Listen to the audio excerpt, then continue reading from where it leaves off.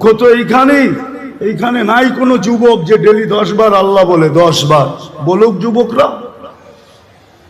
অথচ ঢাকা শহর পুরা মাথার উপরে উঠায়া চলে, ওর হাঁটার স্টাইল দেখলে অন্যরকম, বাইকে থাকলে আরেক রকম, পিছনে যদি আর কেউ থাকে তাইলে আরেক রকম। কিন্তু ও কার যৌবন দিয়ে চলে?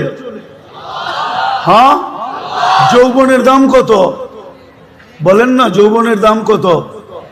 নাইলে যে মডার্ন হারবালকে জিজ্ঞেস করেন, নাইলে কলিকাতা হারবালকে জিজ্ঞেস করেন, চাইনিজ হারবালকে জিজ্ঞেস করেন।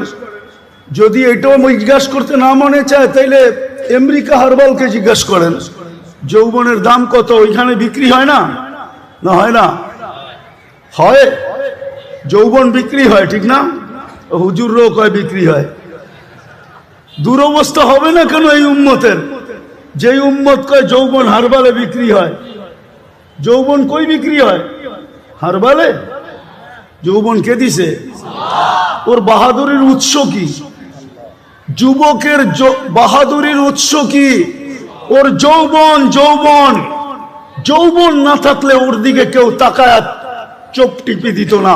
যৌবন না থাকলে ওর দিকে তাকায় কেউ মুস্কি হাসি দিত না। তৃতীয় লিঙ্গ দেখেন না, দেখা খালি হাততালি দেয়। আজ পর্যন্ত তো কেউ চোখ টিপে দিল না, আজ পর্যন্ত তো কেউ ফুলে ফুল দিল না। ওর উৎস তো হলো যৌবন।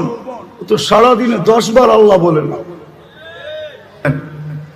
আজকে আল্লাহর হুকুমকে ছেড়া দিছে, আল্লাহকে নারাজ করে ফেলছে। নারাজ, আজকে আল্লাহ আমাদের উপরে নারাজ।